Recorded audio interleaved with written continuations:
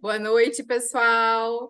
Sejam todos bem-vindos. Começando mais um encontro de inteligência artificial na arquitetura. E hoje o nosso convidado especial é o Lori Kriesel. Lori, seja super Oh, bem-vindo depois de toda essa correria. É um prazer te ouvir. Estou muito feliz por tu poder estar aqui conversando com a gente. Obrigada. muito obrigado, Duda. Obrigado pelo carinho, obrigado pelo convite, pela gentileza. Muito boa noite a todos que estão aqui conosco, né? Os rostinhos conhecidos aqui. Vai ser muito bom a gente bater um papo juntos. E fico muito honrado pelo convite, não apenas pelo carinho, pela amizade aí que tenho com a Duda, mas também por saber o quanto ela tem uma curadoria primorosa no conteúdo que ela traz, que ela aborda, e aí passar por essa peneira, eu fico muito feliz, muito honrado aqui. Obrigado, Duda. Imagina, Lori, pelo amor de Deus. Eu que fico muito honrada de tu ter aceitado esse convite para conversar com a gente sobre esse assunto, né, que é a inteligência artificial está entrando na nossa rotina, entrando na nossa atuação profissional e a gente quer desmistificar essa nova essa nova ferramenta que está chegando para a gente. E eu sei que a tua experiência é maravilhosa e é bastante disruptiva, porque tu está juntando três ciências, né? Além da arquitetura e a inteligência artificial, a neurociência. Então, a gente quer ouvir bastante sobre isso, sobre a tua experiência no NeuroAI. Perfeito, perfeito. Vai ser um prazer a gente ter esse bate-papo. Como que você faz aqui, Duda? Você tem uma linha condutora? Como que a gente É uma procede conversa, aí? Lori, é uma conversa. Então, assim, dessa turma que está aqui, a Ana ainda não está ambientada com a neurociência aplicada, né, Ana? A Ana é de Porto Alegre, Lori. Trabalha com acessibilidade, arquitetura acessível. E então, assim, a neurociência é alguma coisa que está iniciando a aparecer no trabalho dela. Então, tu pode também trazer o teu conhecimento, porque teu pai, né, da neuroarquitetura no Brasil. Eu, Então, acho que seria legal a gente começar conversando um pouquinho sobre essa grande contribuição das duas ciências juntas, né? Arquitetura e neurociência, e depois, por consequência, agora a inteligência artificial chegando para qualificar mais ainda essa união. Perfeito, perfeito. Então vamos lá, vamos começar por aí então. Até porque a gente tem algumas coisas aí para desmistificar mesmo, né? A gente percebe que mesmo dentre as pessoas, dentre os profissionais que vêm se dedicando a isso, a gente ainda tem algumas barreiras aí. Então isso é uma coisa, e inclusive a própria experiência da Neuroi mostrou isso um pouco para a gente, e aí eu vou ficar muito feliz em poder compartilhar. Então, começando por essa base, né, do termo, né, da neuroarquitetura, e onde a gente está juntando aí, fazendo uma junção entre neurociência e a prática do projeto em si, que é o grande desafio hoje, né? Talvez um dos maiores desafios que nós tenhamos é fazer essas amarras de uma forma que efetivamente se sai do campo da abstração e entre para o campo da prática projetual em si. Mas a gente percebe, né, que essa junção, que esse conhecimento, né, chegando nas mãos agora dos arquitetos, dos designers, a gente consegue sim já ter hoje, apesar de estarmos aí nos passos iniciais, a gente já consegue sim ter várias ferramentas que nos auxiliam. Campos que começaram antes de nós a trazer a contribuição da neurociência já tem ferramentais muito bem organizados, né? Um dos primeiros campos que fez isso muito bem foi o marketing, antes mesmo de ser chamado de neuromarketing, né? Eu já trabalhava com as questões de PNL, né? Programação neurolinguística, e isso ganhou muito o universo da propaganda, o universo do marketing de um modo geral, e chegou muito também no universo de vendas, né? Da parte comercial em si. Propagandas televisivas que já faziam a utilização de alguns ferramentais para isso, e que depois acabou abrindo dois campos em paralelos, né? Que é o campo da chamada neurovendas e neuroconsumer, né? Que acabou se apropriando dessa forma. E aí nós, na arquitetura, a gente tardiamente, né, em relação a essas outras áreas, porque a psicologia a gente tinha começado bem antes também, começamos a trabalhar. Mas a gente já tem hoje, felizmente, muitos ferramentais que nos permitem entender isso muito bem. E a gente tem alguns campos específicos, assim, dessa questão da compreensão do espaço, da estimulação sensória, né, os chamados estímulos sensoriais. Hoje isso sendo amplamente trabalhado até para formas terapêuticas, não apenas o terapêutico enquanto lazer e bem-estar, mas o terapêutico enquanto saúde mesmo, né? Hoje a gente trabalha bastante com a questão do design salutogênico, então a gente consegue aplicar isso de inúmeras formas, enfim. Ambientes de aprendizagem vêm se beneficiando demais em relação a isso. Hoje, a própria tecnologia que a gente discute e vai conversar essa noite aqui, ela permite com que hoje nós tenhamos números muito expressivos que antes eles apenas não eram conhecidos, né? Nunca tivemos nunca tivemos tantos números em relação a TDAH, em relação ao autismo, né? Tivemos uma apropriação desses números como a gente está tendo agora de uma forma tão substancial. E aqui, de novo, a questão da tecnologia chegando a todos, né? Sempre houveram esses números, a gente só não sabia, né? Porque não tínhamos diagnósticos precisos para isso, né? Então hoje a gente começa a ter um olhar muito mais aprimorado para um público mais vulnerável, né, dentro da chamada neurodiversidade, a gente começa a falar dos neuroatípicos, mas que não é apenas em uma condicionante também, uma condicionante de um declínio cognitivo, muitas vezes é uma passagem temporária, né, como algumas síndromes que ocorrem também, que acometem as pessoas, a qualquer um de nós a qualquer instante. Então a neuroarquitetura ela vem trabalhando muito em cima disso, de entender muito bem como que toda essa configuração espacial pode sim ser utilizada para ofertar uma experiência positiva e qualificada, mas também como que o espaço pode ser um aliado a inúmeras questões, que vão desde a saúde até mesmo condicionantes de entretenimento, por exemplo, né? Então a neuroarquitetura ela está muito embasada nisso, né? Na parte comportamental, como que nós damos devolutivas ao mundo que nos cerca a partir do modo como nós o percebemos. E isso começa a ganhar inúmeros capítulos, né? Inúmeras aberturas de possibilidades. Enfim, então é, a nós que estamos dedicados a isso, né? Duda, Tereza que tá aqui também, né? A Tereza já tinha conversado. Tereza, você é Tereza de Portugal, né? Espanha, Portugal, tá ali na duplinha, tá? Então tá certo. Na Neuro aí a gente tinha conversado um pouquinho já. Então a gente percebe assim que nós, né, profissionais que estamos nos dedicando a isso, a gente tem de fato muito a contribuir. A arquitetura sempre teve um papel muito importante nessas relações aqui. Agora a gente não fica mais naquele terreno do empírico, né? Agora, apesar de alguns estudos ainda serem empíricos, mas agora a gente não fica apenas, isso deu certo, então vou replicar por causa disso, mas a gente já sabe um pouco dos porquês, né? E aqui vem algo que vai chegar muito na questão da inteligência artificial. Na neuroarquitetura, exatamente como na inteligência artificial, o importante não é a resposta, o importante é a pergunta, né? É termos uma pergunta muito bem estruturada, né? Eu vou falar algo aqui que talvez não seja muito bem aceito por um grupo que está estudando, né, inteligência artificial, mas eu brinco, né, que fique muito claro que é uma brincadeira, que a inteligência artificial, na verdade, ela é burra, né? Nós temos que treiná-la. Nós temos que dar todos os inputs para que ela possa entender muito bem o que nós estamos perguntando, né? Do contrário, ela sai fazendo o que acha que é e é uma máquina, né? Que tá processando isso. Então, ao olhar daquela compreensão, né, mecânica do que foi dado como input, ela vai dar a resposta mais pertinente àquilo. Então, ela é burra nesse sentido, no sentido de que nós temos que treiná-la para isso, né? E aí, automaticamente, nós temos que nos treinarmos a poder treiná-la. Não é à toa que hoje já existe, né, nos Estados Unidos, uma nova profissão que é chamada de prompt engineering, né, que é para você aprender a fazer perguntas certas para diversas maquinarias de inteligência artificial, né? E aí cada uma delas tem um subterfúgio diferente. Neste momento tem muitas pessoas sofrendo muito com isso, porque estão se dedicando a entender a inteligência artificial, mas a cada plataforma que você trabalha é um novo linguajar, é um novo modelo de prompt, é uma nova estrutura de entrada de informação para a saída mais correta possível, né? Então, no momento, a gente ainda está um pouco tendo que aprender a lidar com ela.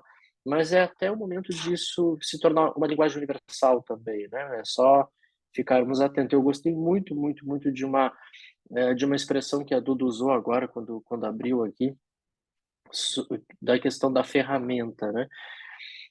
Eu acho que todos esses atributos, desde softwares como o SketchUp, o Revit, um ArchiCAD, sei lá, são ótimas lapiseiras, né? Tem que ter alguém por trás que saiba projetar efetivamente. Eu sempre digo que você pode fazer um render fantástico, mas se o projeto for ruim, é um render fantástico de um projeto que não funciona, né? E na inteligência artificial, que a gente já tem aí muitas com geração de imagens, plantas, projetos, a mesma coisa, né? A gente sempre vai ter que ter um profissional por trás, um humano, pelo menos na condição que a gente entende de mundo por enquanto, precisamos de um humano por trás para trazer isso. Mas acho que eu já fui avançando várias coisas aí, Duda. Vai me dando freios aí.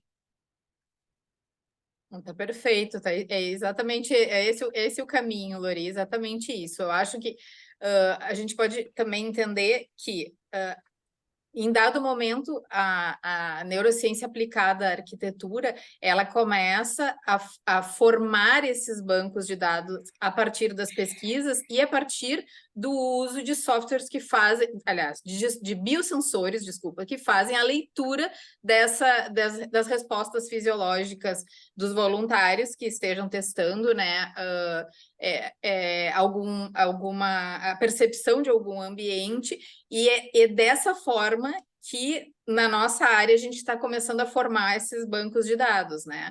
É fazendo esses testes e alimentando esses bancos de dados para que a inteligência artificial comece a formar os seus algoritmos relativos àquelas respostas e que aí, a partir da análise comparativa de uma imagem ou de algum ambiente, ele já consiga gerar respostas vindas desse banco de dados, né? Então, o NeuroAI, eu sei que é muito legal, assim, eu testei muito nos meus projetos, então, assim, eu acho que dá para a gente já começar a falar sobre como é o projeto do NeuroAI, porque isso traz bastante, assim, eu acho que traz bastante luz para um caminho muito legal da gente usar a inteligência artificial e entendendo todo o benefício da neurociência aplicada à arquitetura, né, que vem para qualificar a nossa experiência de usuário no ambiente construído, né? Então, acho que a gente pode começar a pegar por aí, eu acho, Lori. Perfeito, então. Então, acho que até a gente pode fazer assim, ó. Vamos dar uma aquecida no terreno, né? Antes da gente entrar na neuro aí em si, e fico muito grato por você citá-la, a gente pode pegar assim a inteligência artificial no mundo da neuroarquitetura de um modo geral, né? O que a gente já consegue fazer? Quando a gente está trabalhando com os chamados biosensores, né, que são os equipamentos que a gente acopla às pessoas, né, para poder fazer as mensurações neurocientíficas, e aí a gente pode falar do eletroencefalograma, da resposta galvânica de pele, detecção de variação dos batimentos cardíacos. A gente pode trabalhar com os elementos endotérmicos, né, que mede não só a parte elétrica, mas também sudorese. A gente tem eye tracking, a gente tem face reader, né? A gente tem uma grande compilação de possibilidades dos biosensores. A gente tem uma quantidade de dados gigantesca. São muitos, muitos dados. Hoje nós já temos muitos softwares que eles trabalham com os dados brutos e traduzem os dados brutos em uma linguagem mais visual, que eu brinco que é que o arquiteto prefere, né? Então, por exemplo, quando eu estou com o eletroencefalograma em ação e eu estou ali na tela mensurando, né? E a Duda já participou lá de uma demonstração que a gente fez lá no Moving Boundaries. Já tem alguns softwares que transformam os dados brutos em gráficos inteligíveis para nós arquitetos que não somos neurocientistas, né? Mas apesar do software já me dar uma visualização, o dado bruto em si ele passa para a mão de um neurocientista que é para fazer diversas validações e diversos estudos muito mais profundos do que aqueles que nós estamos visualizando pelos gráficos. Então a gente tem uma geração de dados brutos muito, muito grandes. Em alguns momentos a gente fica preso a determinados softwares que vão interligar um dado com o outro. Dá para fazer isso manualmente? Dá, a gente faz isso, né? Quando a gente começa uma experiência, a gente marca o início dela, a gente marca o final dela em tempo, né? E aí a gente coloca todos os aparelhos no mesmo play, no mesmo start, né? E depois a gente pega e vai colocando layers um em cima do outro e a gente vai enxergando. Aí é o manual.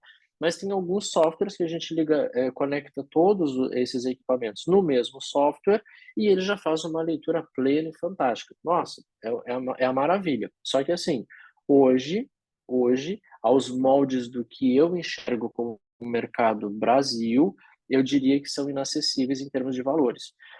Por exemplo, os softwares que eu utilizo, que é para fazer o mecânico, o manual, né? Eu mesmo tenho que colocar um em cima do outro para poder ler. Tem alguns softwares que eu pago ali 3 mil, 4 mil dólares mês de assinatura.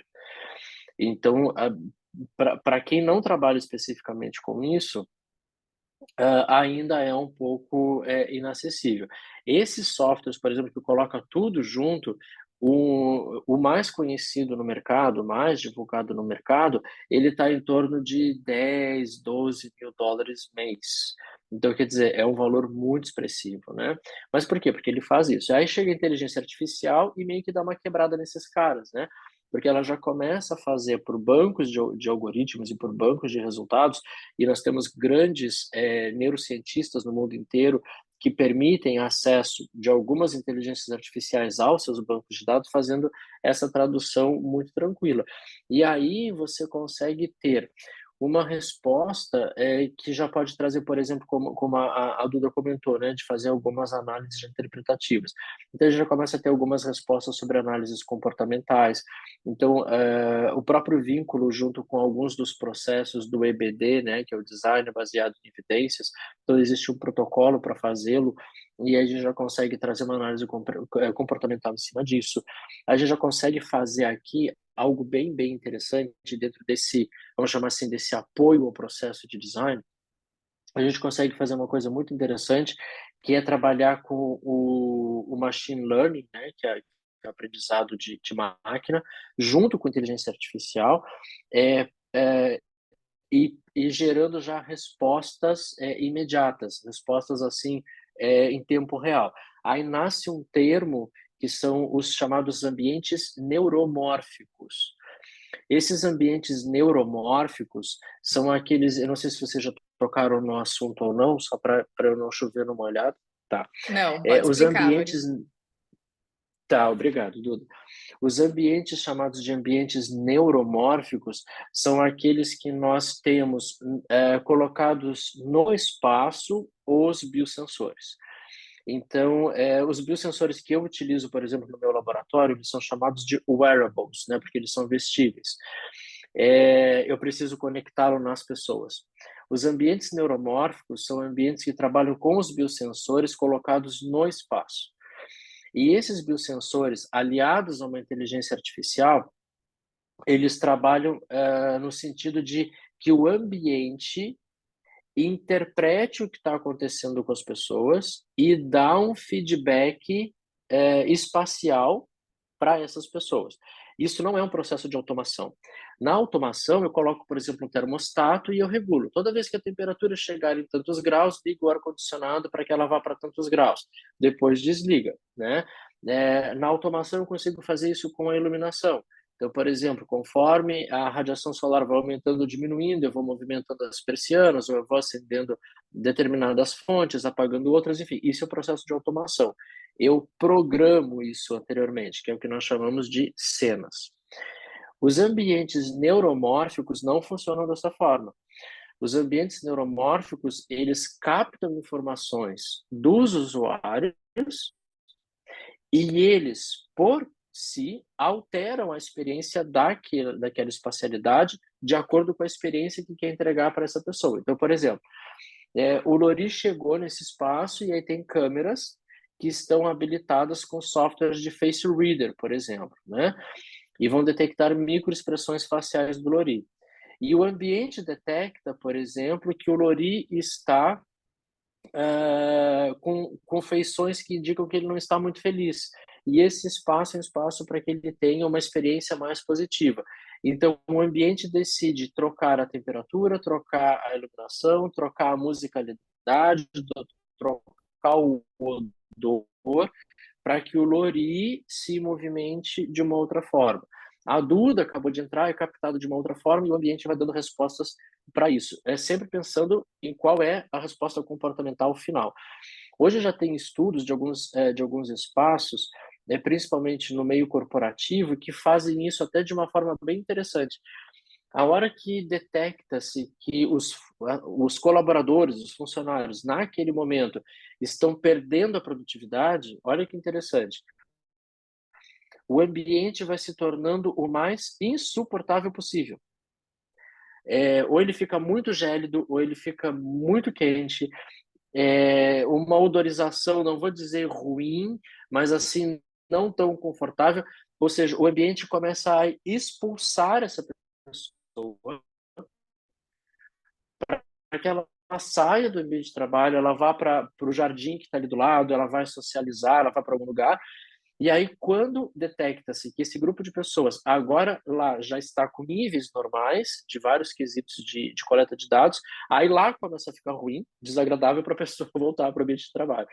Então, os ambientes neuromórficos, eles estão muito embasados nisso. Claro que ainda é uma tecnologia muito inicial, está nos primeiros passos, mas, de novo, né, são resultados são movimentos sem retorno, né? Cada vez mais a gente vai ter isso. Por favor, Duda, por favor. Eu acho interessante, agora aproveitando que você está falando desses tempos, eu acho que eu e a Teresa, a gente estava conversando sobre as diferenças desse comportamento no Ocidente e no Oriente, né? Então, por questões de ética, aqui no mundo ocidental, a gente tem bastante barreiras ainda para conseguir aplicar de uma forma ética todos esses dispositivos que captam essas informações tão, digamos assim, íntimas da nossa fisiologia, né?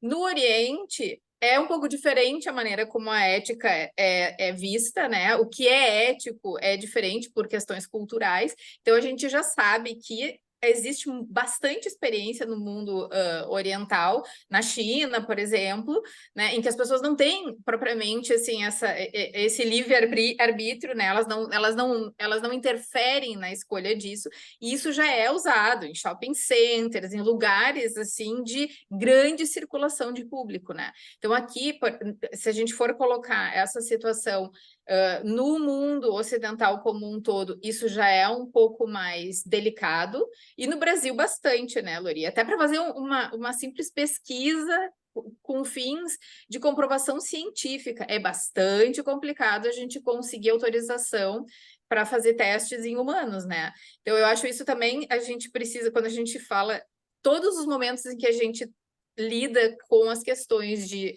inteligência artificial, a gente tem esse embate ético para também debater, né? Então, assim, é uma questão que poderia estar muito mais avançada se a gente não tivesse que passar por essa peneira, que eu acho que ela é bastante interessante, né? A gente realmente tem que pensar o quanto isso invade a nossa privacidade, né? Mas em termos de ciência e em termos de experiência do usuário no ambiente construído, é muito interessante ver, coletar esses dados e entender como é que a gente pode qualificar os nossos projetos a partir, né, dessas ferramentas. Exato. E isso, Duda, são barreiras culturais mesmo, né? Eu estou acabando de chegar lá da Conferência Mundial da ANFA, e uma das coisas que eu até conversava com a Andrea, né, Andrea de Paiva, em algumas palestras, né, em alguns momentos, assim, até mesmo expondo pesquisas e artigos, enfim, a gente percebe assim o linguajar e que é utilizado, vamos chamar assim, de forma mundial, aqui no Brasil seria um problema. E eu comentava com a Andréia, né? Eu falava assim, André, se isso fosse no Brasil, a pessoa já estava cancelada, né? Primeiro que lá para eles Instagram e nada é a mesma coisa, né? Não faz diferença nenhuma, né? Quase ninguém tem. Mas, por exemplo, aqui você toma muito cuidado para usar alguns termos. E lá a gente percebe que esses mesmos termos são ditos assim, normalmente, e a plateia enxerga isso normalmente. Então, por exemplo, tinham vários estudos em relação a demência, a aging design, a várias coisas, e tinha algumas pessoas que estavam apresentando e falavam assim: vocês aí na plateia que são mais velhos, vocês não concordam que não sei o quê? Vocês que são pessoas velhas, vocês não sei o quê? E a plateia respondendo como se fosse: ah, você que é bonitão aí, me diz uma coisa. Assim, zero problema, né? E a gente percebe que aqui para nós tem muitos limitantes, a gente até brinca, né? A gente usa a expressão tem muito mimimi. Claro, existe uma coisa que é respeito, e existe outra coisa que é naturalidade. E eles falando lá de uma forma assim muito natural de alguns itens que é aqui para nós, dei algum exemplo aqui, mas tinha outros também. E aí no mundo da pesquisa a mesma coisa. Aí, claro, quando nós estamos falando de países que têm uma condicionante, uma estrutura ética muito diferenciada, né? É, por exemplo, tinha uma menina lá que eu acabei fazendo amizade com ela, que ela é da Arábia Saudita.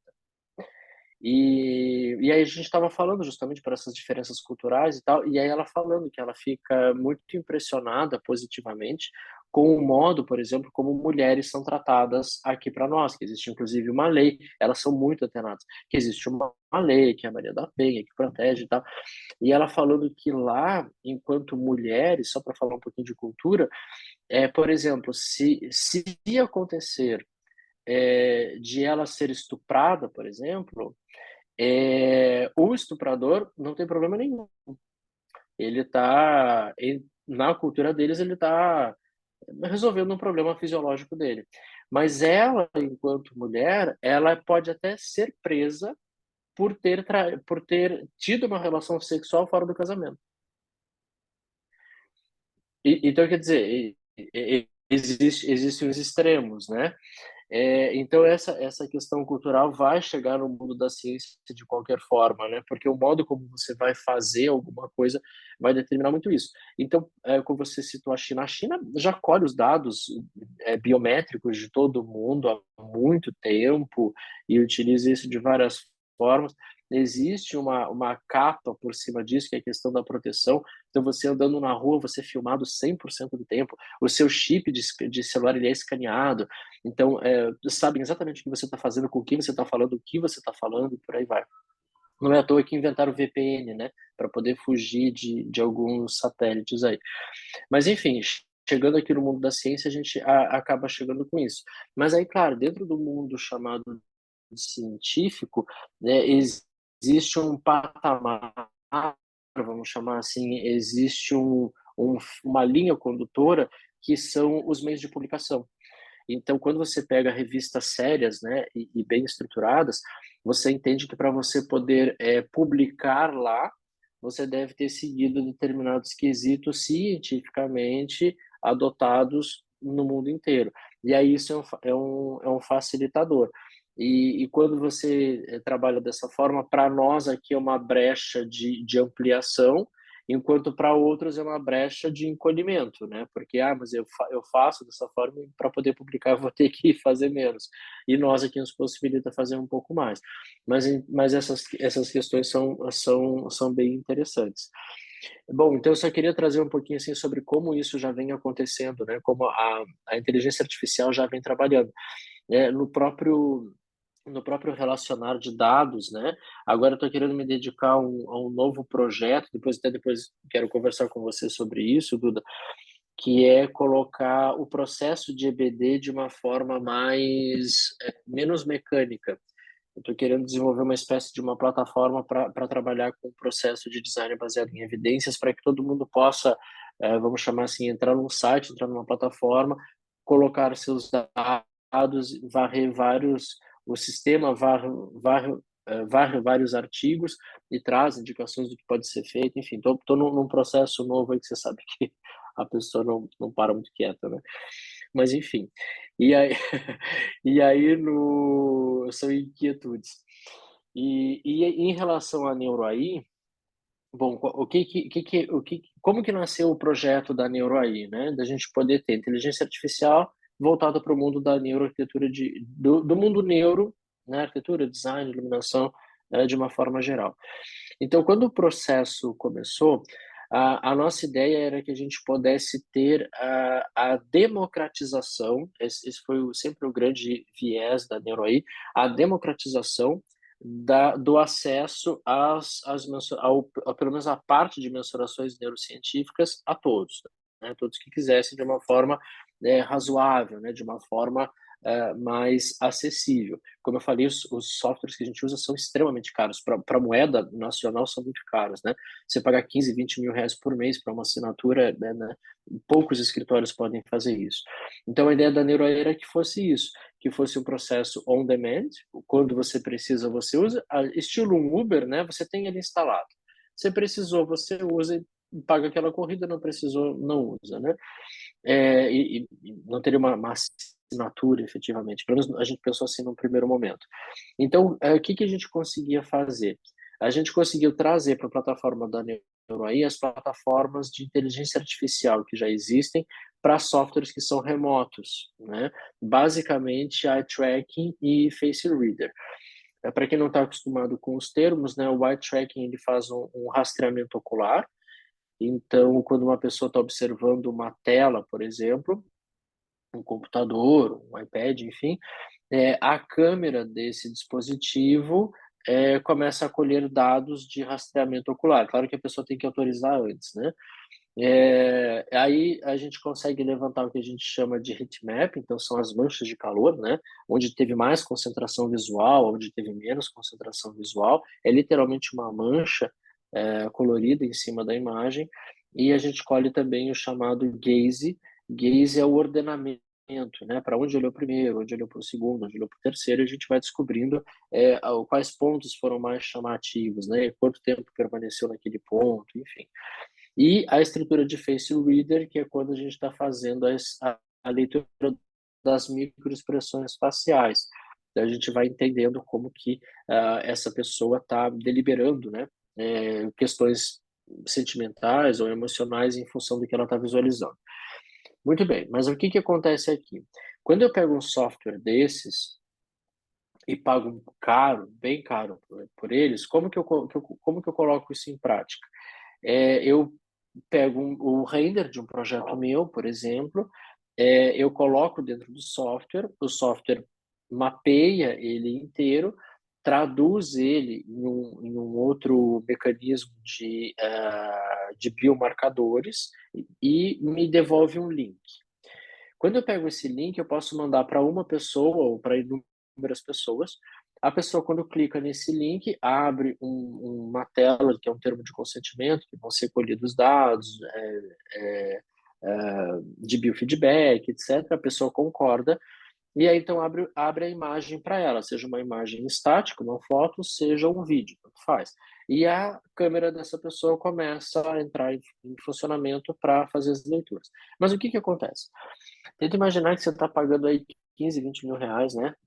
Pela mensalidade de um software desses. E aí, assim, eu aqui, Lori, acabei de receber um link desses da Duda, né? Ela acabou de terminar lá um projeto de um prédio que o escritório dela fez, enfim. Ela me manda esse link. Aí eu vou lá, clico, concordo, a webcam começa a funcionar, e aí tô eu ali olhando na tela o projeto da Duda, enfim. Aí alguém chama, Lori, não sei o que, não, tá, já vou aí, pronto, perdi, né? Gera um ruído, isso é chamado de ruído, porque aí eu não tenho mais essa detecção.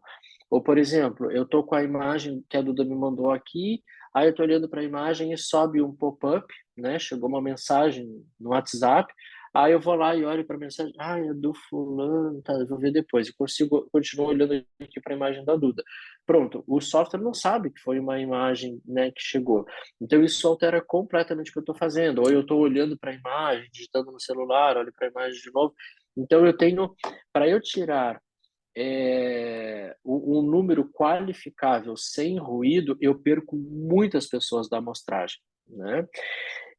O que os grandes pesquisadores fazem, né? Eles têm milhares, milhões de pessoas que estão cadastradas dentro da plataforma deles. Eu sou uma dessas pessoas que recebem inúmeros trabalhos para serem colhidos biofeedbacks, a gente concorda com isso, né?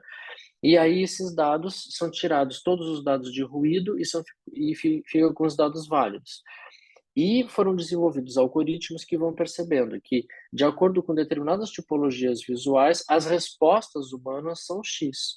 E isso foi utilizado para abastecer uma inteligência artificial, na verdade, algumas inteligências artificiais. Então, hoje, por exemplo, o banco de dados da inteligência artificial que a NeuroAI utiliza, ele tem 96% de acurácia. O que significa isso? Eu mandar para um grupo de humanos válidos, ou seja, que não teve nenhum ruído no meio, ou eu pedir para essa inteligência artificial analisar a imagem, o resultado tem uma acurácia de 96%. Ou seja, assemelha-se no índice de 96% do que humanos perceberiam ou teriam como resposta visofacial dessa imagem. Esse Então, foi um isso, teste, por favor, que por eu te favor. falei que eu fiz, né, Lori? Eu peguei um projeto onde eu já havia aplicado o eye tracking com voluntários e tinha o heatmap, e depois eu apliquei o mesmo projeto no software da NeuroAI, e eu tive, assim, ó, eu até fiz um post sobre isso no meu Instagram, porque é igual o heatmap, é igual, é muito impressionante a acurácia do software, é muito impressionante. Se a gente colocar um em cima do outro, um heatmap em cima do outro, a gente não consegue dizer a diferença. Então, isso eu achei incrível, porque a gente não imagina de qual é a fonte, né, do banco de dados, assim, mas ela traduz tão bem o que o voluntário local faria, que é sensacional o resultado, assim, e é segundos, né, Lori? Segundos, isso é incrível. Exatamente, exatamente. E vem aí essa questão da velocidade, porque quando você vai ter, porque hoje a gente usa um termo muito estranho, né? Quando a gente vai fazer o teste é com humanos, né? Porque tem o humano e tem a inteligência artificial. No com humanos você fica numa dependência, porque você manda o link, você não sabe quando a pessoa vai abrir, em que momento ela vai poder fazer, e aí você está querendo respostas, né? E aí quando você tem software, você tem esse tipo de resposta. E aí a gente voltando a falar da cultura, e isso foi uma coisa que pegou bastante no projeto da NeuroAI, porque eu sou um sonhador nato, né? E aí o que a gente percebeu? Na minha cabeça, arquitetos, designers e até as pessoas que estão se envolvendo muito com neuroarquitetura iam fazer assim, nossa, e voar para cima. E não. Mesmo esse grupo de profissionais, à exceção daqueles que realmente estão dentro, né? Como a Duda comentou agora, pô, eu até fui testar para ver se daria certo mesmo. Tem muitos profissionais que estão no meio, mas ainda, não, mas eu acho que eu vou trabalhar só de outra forma, eu vou pegar aqui alguns embasamentos, não sei se eu vou usar ou não. E aí eu julguei no primeiro momento, nós julgamos aqui no primeiro momento que a gente teria uma absorção gigante desses profissionais, e a gente percebe que ainda não. Mas olha que interessante, quem que absorveu, e aí no caminho avesso ao inicial, quem que absorveu amplamente isso? A indústria. E mais especificamente a indústria do moveleiro. A indústria moveleira absorveu a NeuroAI de uma forma assim extraordinária, que a gente não esperava.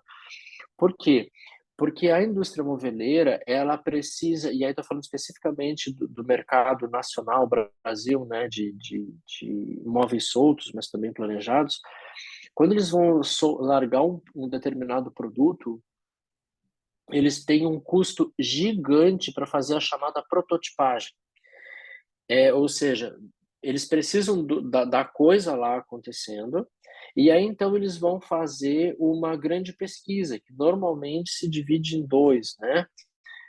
Vão pesquisar lojistas, ou seja, quem vai efetivamente vender o móvel para eles, o produto para eles, e especificadores, né? E aí entram arquitetos, designers, enfim. E uma das coisas que eles sofrem demais é assim, ó, é o tempo de devolutiva. porque eles mandam, né, uma pesquisa, e ainda assim é uma pesquisa meio que não chega nem a ser um assessment, né? Porque é uma pesquisa, o que que você gostou, o que que chamou mais atenção, e as pessoas não estão mais com muita paciência para isso, né? Para ficar lá respondendo o questionário, mesmo que seja de clicar, né?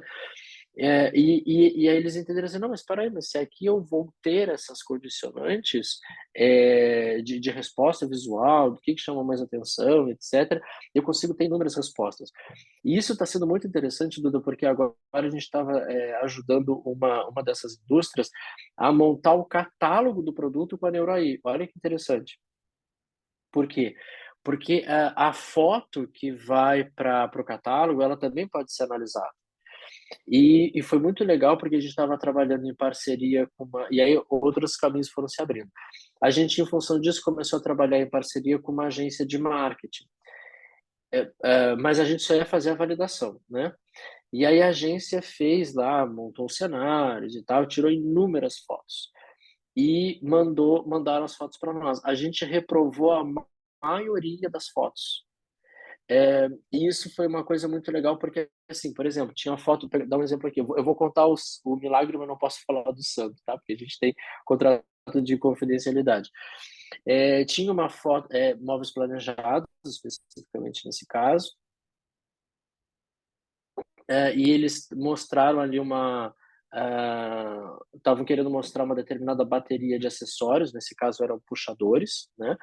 E aí tinha uma foto assim que um grande gavetão estava semi-aberto e exibindo na perspectiva da foto o puxador, e dentro, só para fazer uma composição, tinha os potinhos de vidro dentro desse gavetão, que era o gavetão armado, né? E aí quando a gente colocou na NeuroAI, deu assim, ó, toda a mancha de foco atencional estava dentro da gaveta e não fora, ou seja, não na porta e menos ainda no puxador. E era uma desproporção de 48 vezes. Ou seja, a parte de dentro era 48 vezes mais interessante visualmente do que a parte de fora. Então, agora vamos imaginar o custo que é para fazer um catálogo de produto que vai para todas as lojas do Brasil inteiro, né? Então, esse tipo de situação começa a nos entregar coisas bem interessantes. E aí a própria agência se interessou em ter a NeuroAI sendo uma espécie de um produto agregado deles para outros clientes deles que não apenas esses, né? Aí a gente já começa a falar do chamado neuromarketing, né? Aí as coisas já começam a se fundir. Mas a gente percebe que no nosso próprio projeto, né? Na fachada, no projeto de interiores, no projeto de paisagismo, o quanto a gente consegue mobilizar, moldar a coisa, porque antes de uma prototipagem, né, só em um render a gente já consegue resolver inúmeras questões, inúmeras situações.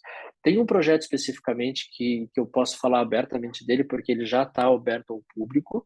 Eu ainda não fiz divulgação sobre isso em redes sociais, porque não tive autorização expressa, mas eu estou autorizado a falar, porque é um projeto que a gente assina a parte de neuroarquitetura, que é para o Banco Santander.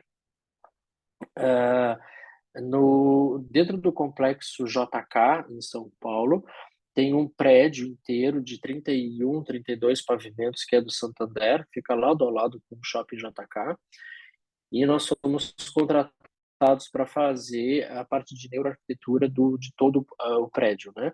Na parte de interiores. É uma parceria com um escritório chamado AKMX, de São Paulo, e aí a gente fez o projeto juntos e depois a gente fez toda a mensuração. A gente tem vídeo, né, do processo inteiro, foi todo ele documentado. E a parte, obviamente que as partes internas do banco, ou seja, as partes laborais do banco, nós não temos autorização para usar imagens ou para exibir, mas na parte pública do prédio, que é o térreo do prédio, nós temos, né? Então, esse é o vídeo que espero que muito em breve a gente já possa utilizar nas redes sociais. E tem um segundo vídeo que é a gente lá fazendo a mensuração com as pessoas mesmo, né? Colocando lá todos os biosensores, enfim. E ali a gente conseguiu fazer o intermediário via NeuroAI, né? Então, a gente tinha um projeto, a gente tinha um resultado que a gente queria de projeto, E a gente tem que saber se a gente estava indo no caminho certo ou não, porque por mais que a gente siga, né, todo um protocolo de EBD, em algum momento você está preso ali na hipótese, né? Tudo indica que sim, né? Então a gente teve um processo de mensuração pela NeuroAI que foi no meio do caminho. E isso nos ajudou a, não, mexe para cá, puxa para lá, vamos arrumar aqui, vamos trazer outras condicionantes para cá, aí mensura de novo, tudo pela NeuroAI. Ah, não está redondinho, agora a gente vai com mais segurança para a realização, né, para a execução do projeto em si. Então isso foi uma coisa bem legal. A gente teve um resultado tão legal lá que agora tem alguns outros prédios do Santander que eles já pediram para a gente fazer um estudo por enquanto, porque lá é a sede, né? Para esses outros, para que a gente comece a fazer um estudo por enquanto só sobre neuroiluminação, para não ter investimento. É engraçado quando a gente fala de porte de investimento, quando a gente fala de um Santander, mas enfim, é para que não tenha um investimento tão alto assim. Então, começar dentro da questão da neuroiluminação, principalmente nessa questão de uma entrega mais qualificada de produtividade, né, essa questão de geração de segurança psicológica. Então, a gente vai começar um pouco por essa linha, né, antes de mexer na estrutura. Porque lá, como é a sede pode ser diferente de tudo. Mas algo bem interessante que aconteceu lá, nesse projeto, foi que foram duas, na verdade. Internamente, dentro da grande rede Santander, né, mundial, existe uma espécie de um concurso interno em diversos níveis, sobre diversas questões, e uma delas é a parte de tipologia predial, né? E aí o projeto de São Paulo ele foi submetido a essa rodada mundial e ganhou o primeiro lugar. Então, o prédio de São Paulo, todo ele confeccionado ali por neuroarquitetura, na parte interna, as fachadas a gente não mexeu. Dentro desse processo, ele ganhou a premiação em primeiro lugar sobre a qualidade de infraestrutura predial fornecida. Então, isso deixou a gente muito orgulhoso, muito feliz. E um outro item que foi bem interessante também, é que tem uma parte lá que a gente estava usando processos biofílicos, enfim. Então a gente pegou um grande paredão, que ele era inócuo. Eu não sei se você já chegou a ver esse projeto, Duda, mas a gente pegou, se não, depois em algum momento eu posso voltar aqui e apresentar para vocês. A gente pegou um grande paredão, que ele era inócuo, e aí ele virou o grande símbolo do Santander, né, que é aquela chama, aquela mancha, e depois elementos dele, como se a gente tem uma parte conceitual que foi explodido, né, a logo, né, vamos chamar assim, e aí todo esse painel ele é em madeira e a marca, né, a logomarca do Santander e essas fragmentações, elas ficaram em vegetação. Que lindo, E a Guri. gente teve uma barreira muito forte porque existe uma exigência mundial do Santander que a logomarca do Santander só possa ser utilizada em vermelho. Mundialmente falando, nenhuma utilização da chama do Santander não pode ser em qualquer outra cor que não seja vermelho. E aí, como a gente estava com o processo de EBD, né, nós conseguimos provar fisicamente falando, pela física, que quando você tem, e aí, né, entra os aspectos neurais também, mas a gente provou fisicamente isso e também de forma neural, que quando você fica por muito tempo fixado na cor verde, Uhum.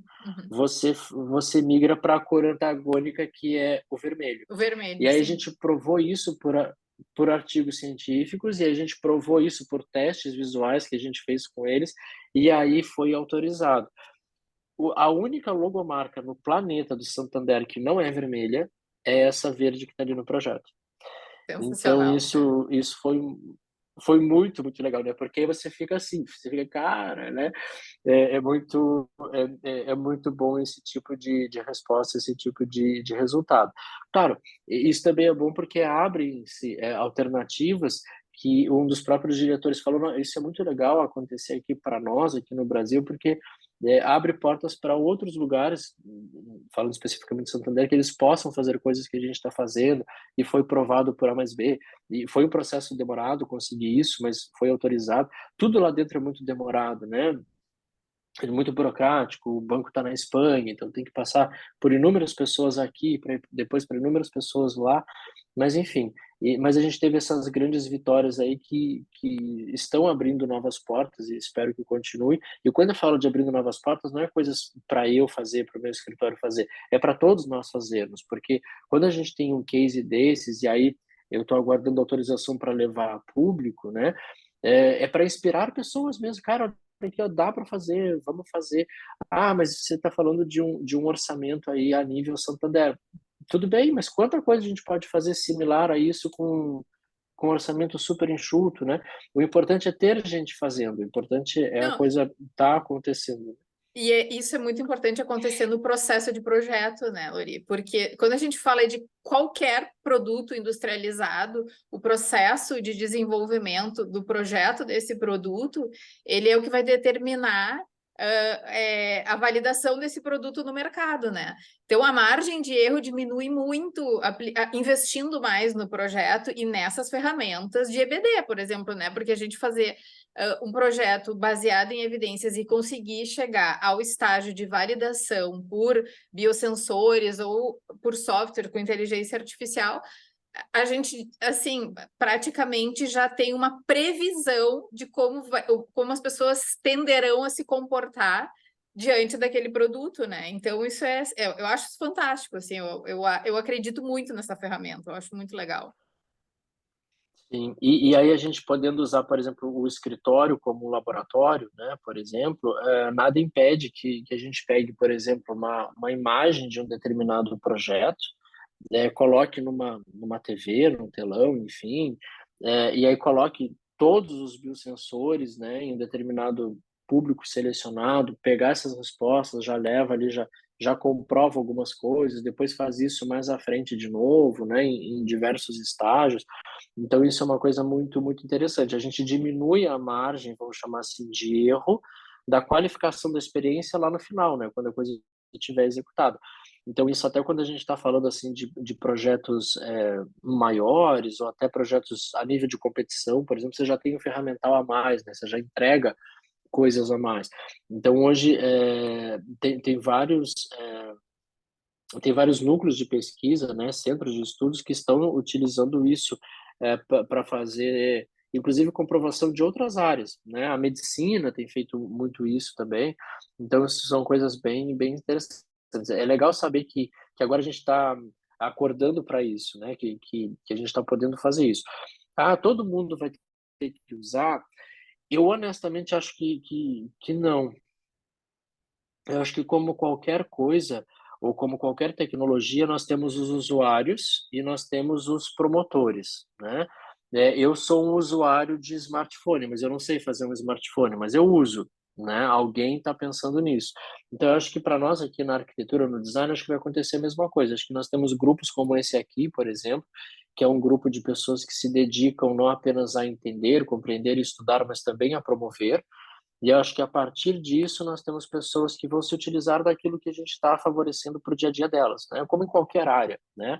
Nós tomamos remédio, mas nós não fabricamos remédio, né? Então, somos usuários e gratos a quem fabrica porque auxilia a nossa saúde. Então, eu acho que de igual forma, né, que na arquitetura, nós não produzimos porcelanato, mas a gente usa porcelanato nos nossos projetos.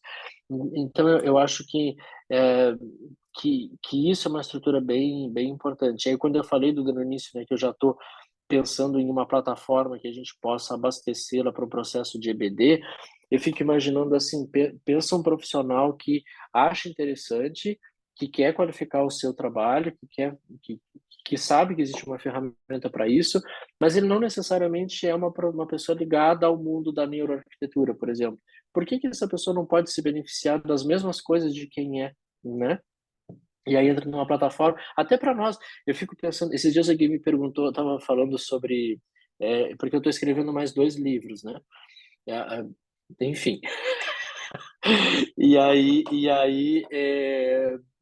alguém me questionou assim: "Nossa, eu estava lendo o teu livro e ele está bem mastigado", enfim, eu falei: "Pois é, se hoje, né, eu tivesse acesso à informação, do modo como ela está hoje, a gente tem cursos específicos, a gente tem grupo como esse aqui, né, que vem, que contribui, que se retroalimenta, enfim, se à época eu tivesse esse tipo de acesso à informação, eu acho que eu teria bem mais cabelo hoje, né, porque eu tive que migrar, assim, lá na medicina, na neurociência pura, né, para conseguir fazer várias traduções para vir para cá. Sou muito grato por todos os desafios, mas eu percebo que hoje as pessoas estão consumindo a informação de uma forma diferente, né, e isso é uma coisa boa também. Eu acho que o grande segredo nosso é o próprio segredo evolutivo, né, é a questão da resiliência. Não necessariamente sobrevivem os mais fortes, mas sobrevivem aqueles que se adaptam melhor, né. Sim, é Então, verdade. voltando ao tema aqui da inteligência artificial, ela está aqui, ela é um caminho sem volta, ela não vai deixar de existir. Muitas coisas hoje já estão sendo concebidas pensando no auxílio da inteligência artificial, então cabe a nós utilizá-la da forma mais inteligente possível, né. Trazê-la para o nosso lado, ao invés de irmos contra, né. Contra. Quando chegou o gran eu vivi isso, né, agora eu vou entregar a idade bonito. Hum. Eu vivi a chegada do AutoCAD, Eu né, eu também, eu vivi também. a saída do papel, eu vivi a saída do papel para a chegada de um software que desenhava, que era possível desenhar nele, né. Então eu lembro que naquele momento, né, algumas pessoas, eh, tiveram uma certa reação: "Não, mas vamos deixar de ser arquiteto, não, né, ficar na frente de uma tela, de uma máquina", né, e até se entender que é uma excelente lapiseira, né, É. é uma excelente lapiseira. Precisa de alguém raciocinando por trás, de alguém pensando por trás, de alguém concebendo por trás, e depois vai lá e utiliza, uma excelente lapiseira. E a inteligência artificial vai ser uma excelente lapiseira também em diversos quesitos, né, É. Eu precisará de nós para sempre isso. eu Por mais sempre digo isso. sofisticado que seja. Não, eu vejo Não, não, por favor. muito, a inteligência artificial como isso, exatamente isso que tu tá falando, né, Lori? Eu acho que, ela, assim como o AutoCAD nos liberou tempo para a gente dedicar a estudar atributos de projeto, por exemplo, ou coisas que poderiam qualificar o nosso projeto e que antes a gente não podia se dedicar porque a gente ficava horas desenhando, certo? A inteligência artificial, ela nos dá essa oportunidade também da gente focar no que é estritamente humano nos nossos projetos, né?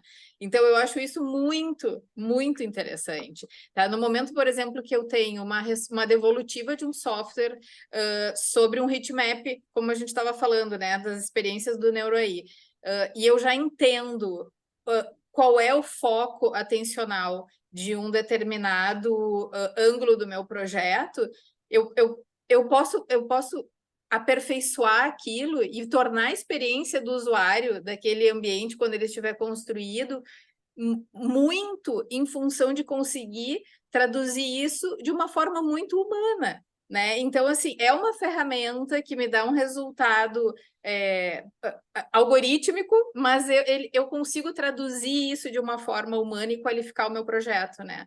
Então, eu acho isso, assim, muito interessante. E, é claro, não só nesse sentido, mas como também de uma maneira a otimizar negócios, a diminuir as margens de risco, como tu mesmo falaste, né? Mas não dá para a gente se colocar contra a inteligência artificial, porque a gente não vai voltar atrás no tempo, né? Ela não vai deixar de existir, mas a gente pode optar em não aderir à inteligência artificial se não quiser, mas, assim, ter medo é que eu acho que não vale a pena, sabe, Lori? Por isso que eu pensei a gente criar um espaço para discutir inteligência artificial na arquitetura, para que a gente conseguisse entender como ela pode ser uma aliada, né? Ela é uma opção, né? ela ainda vai ser uma opção, né? Tem gente que até hoje não usa AutoCAD, né? Então, assim, tipo, a gente, o Arthur Casas, por exemplo, ele desenha na prancheta até hoje, sabe? Tem projetos gigantescos dele, né? Então, assim, eu acho que é uma opção a inteligência artificial, né? Mas que a gente não veja ela como uma vilã, né? E que a gente não tenha medo dela, né? A gente saiba usar da melhor forma possível, né? Lori, muito Pegando, obrigada por toda essa conversa, foi muito legal. imagina, imagina. E pegando, você acabou de falar aí, né? Eu falando aqui de tecnologia, você sabe que software nenhum eu sei usar, né?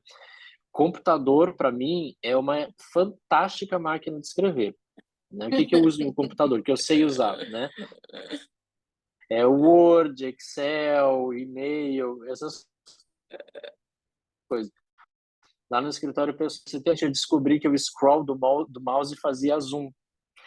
Então, assim, ó, eu não uso nenhum software de desenho. Então, tudo que eu faço é com o pessoal que vai efetivamente usar a lapiseira software, né? E a gente concebe tudo juntos, a gente faz tudo juntos e depois vai. E aí, por um outro lado, estou aqui super envolvido com inteligência artificial, etc., e querendo criar, e movimentando agora para criar essa plataforma do EBD. Mas, assim, eu sempre estou pautado em outras questões, na questão do humano, né? Na questão de como eu vou trabalhar, de como eu vou organizar essas coisas, e não necessariamente para isso. Acho incrível aqueles profissionais que pensam, projetam, vão para o software, fazem, enfim, mas são características de cada um e todas elas são válidas e são positivas. Mas agora que você falou disso, né, aí eu só trouxe essa... E é muito engraçado que as pessoas tomam contato com isso. Mas você não mexe em nenhum software zero, zero nenhum, nada, nada, nada, nada, nada.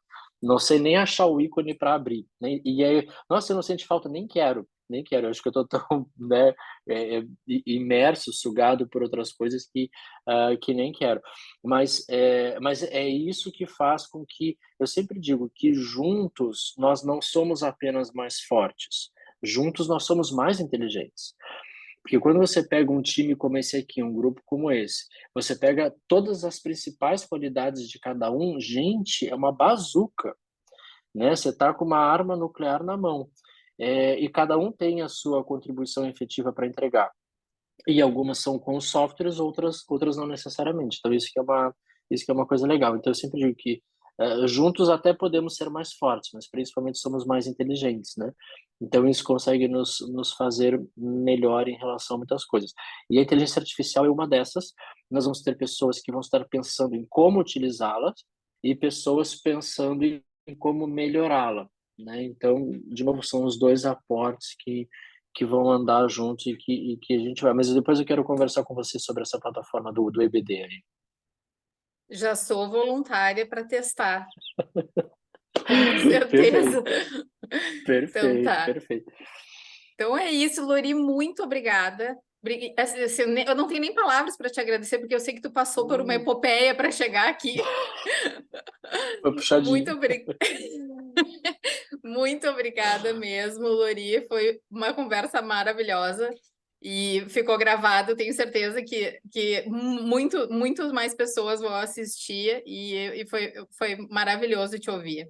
Então tá. Oh, eu que fico muito grato, obrigado pelo convite, obrigado pelo carinho, pela parceria. Faltou você lá esse ano, né, para a gente fazer festa lá no evento, mas segura que tem Tava o mais meu novidades pôster. sobre isso. Tava só o meu Tá, pôster lá. o qual foi filmado, né? Inclusive, eu fiz um vídeo de todos os pôsteres que estavam lá, da Tereza, até você, Tereza, eu coloquei você no Pavilhão Brasil. Já tô dando spoiler aqui. Eu e Tá, a André, a gente montou um Pavilhão Brasil, a gente sabe que a Tereza não tá fora, mas a gente, assim, não, não, eu fico eu olhei para a André, convosco. A Tereza já é quase mais perfeito, brasileira do que perfeito. Mas portuguesa, Luri. Exatamente, Tereza. Aí eu olhei para a Andréia e eu falei assim, Andréia, eu tô bem conectado com a Tereza. A Andréia, assim, eu também. Eu falei, vamos botar ela no Pavilhão Brasil? Vamos. A gente foi lá e montamos o Pavilhão Brasil, ela tá lá. E aí agora a gente vai pegar esse material e aí foi feito um vídeo especificamente sobre isso, e aí depois a gente vai fazer recortes, isso ainda está em processo de edição, e aí a gente vai marcar todo mundo que aparece lá para que vocês possam divulgar também o trabalho de vocês lá na ANFA e tal. Então a gente fez isso com muito carinho aí. Ai, que Obrigada, Lori. maravilha. Tem do nosso grupo do NeuroArquiPoa, que você palestrou há uns tempos atrás, também estava lá, né? Exatamente, e também gravei de vocês, Sandra. Também gravei. Até eram várias pessoas, todo mundo que era Brasil a gente colocou ali. Eu falei assim, Andréia, porque assim eles separaram os pôsteres em sessões, né? Então tinha alguns no primeiro dia, alguns no segundo, tá tudo bem misturado. E aí eu falei, fui lá, como eu era do comitê de organização, né, eu falei assim, olha, como tem muito pôster de brasileiros, e eu e a Andréia, nós estamos aqui, eu quero montar um chamado Pavilhão Brasil. Pois é, mas tá tudo separado para você. Eu falei, então eu vou montar no último dia. Aí no último dia, eu e a André chegamos bem mais cedo, a gente montou todos os pôsteres juntos, que eram do Brasil, pegamos o saguão inteiro do evento, a gente colocou todos lá, aí a gente gravou um conteúdo, a gente filmou todos, assim, de um modo geral, e também filmamos individualmente, que é para depois a gente poder fazer recorte e publicar marcando vocês, enfim, aí vocês repostam e tal, então vai ser bem legal. Porque eu falei para André, uma coisa é quando qualquer pessoa, né? Uma coisa é quando você está falando do seu trabalho, outra coisa é quando outros estão falando do seu trabalho. E aí a gente queria isso, a gente estar falando do trabalho de vocês, né? Então a gente Coisa linda. preparou esse material para que depois vocês possam recortar e utilizar à vontade. Obrigada, Foi Lori. com muito Coisa carinho, linda. muito carinho. Alguém mais quer abrir o microfone e dar um super obrigado para esse papa da neuroarquitetura? Muito bom, Lori. Gostei muito. Imagina. Obrigado, muito obrigado. Obrigado a todos aqui. Vou fazer E eu uma... acho que depois eu volto. Se você quiser, eu posso voltar depois, assim que eu tiver autorização, para, se vocês tiverem interesse, para mostrar o projeto do Santander. Perfeito, nossa, ia ser maravilhoso. Vou tirar uma fotinho, um minutinho, pessoal. Todo mundo sorrindo. Como é que tá a franja? Como é que tá a Tá franja? lindo o teu cabelo, Luri, tá lindo. Feito. Obrigada, Lori. Boa noite, pessoal. Vai descansar, Beijão Lori. a todos aí. Beijo. Obrigado por tudo. Boa Nos vemos em noite. breve. Até Boa noite. breve. Tchauzinho.